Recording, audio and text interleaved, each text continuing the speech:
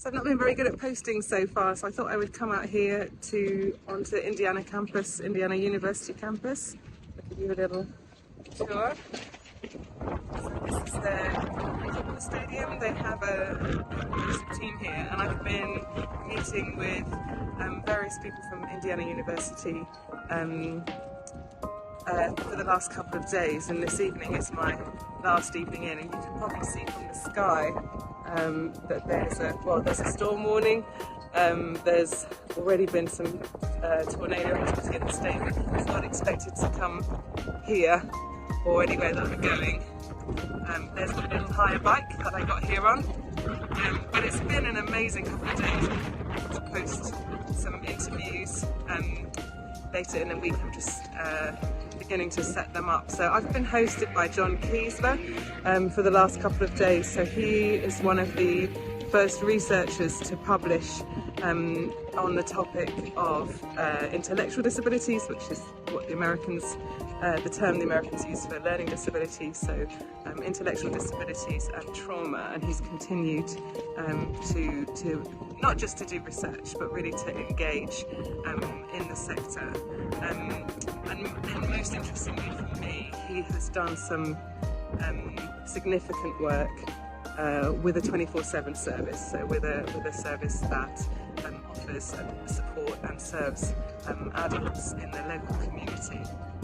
So he's worked with families, he's worked with management extensively, and then he's also worked with a direct care team to implement significant change to bring about trauma-informed care across a fairly large service, and they're continuing to do this. It's still work in progress.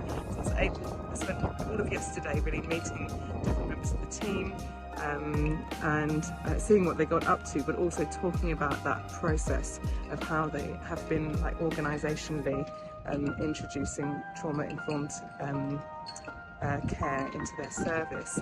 So that's been really fascinating. And today I went and met with, we drove down to Orleans in Orange County and met with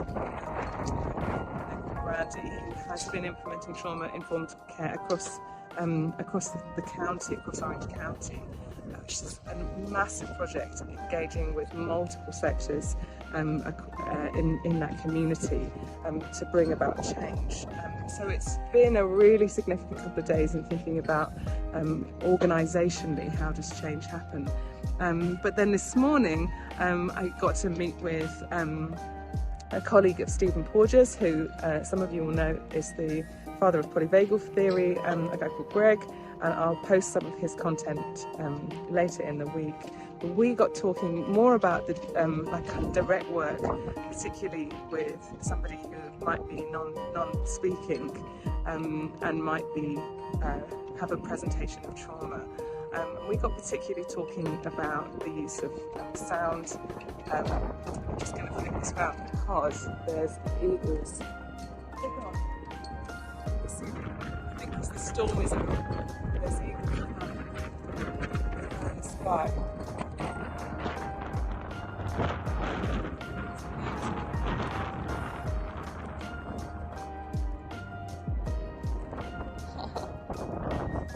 Just the storm winds.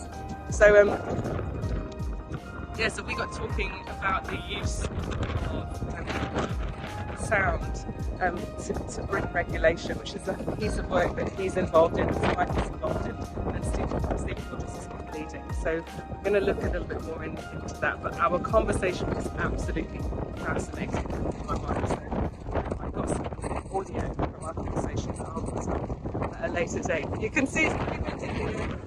It's also mild, so I'm going to get back on my bike and see a little more of the university before I move on to Buffalo.